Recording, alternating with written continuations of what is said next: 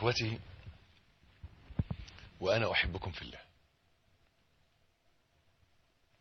اسمحوا لي ان احنا محتاجين وقفة ومحتاجين فاصل لمدة ثواني معدودة، واعود اليكم مرة تانية.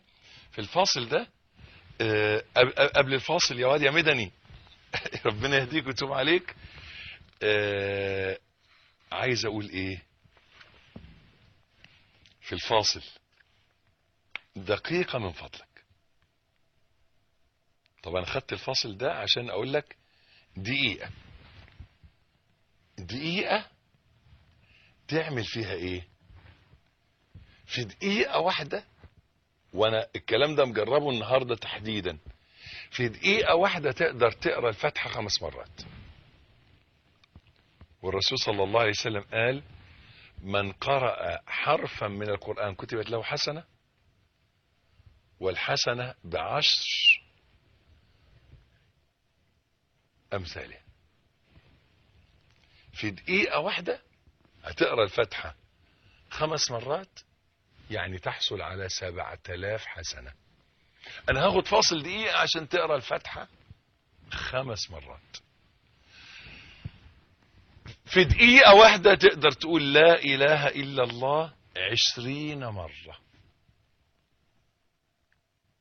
دقيقة واحدة اللي أنا هاخدها دلوقتي فاصل، عايزك تقول لا إله إلا الله وحده لا شريك له، له الملك وله الحمد وهو على كل شيء قدير 20 مرة.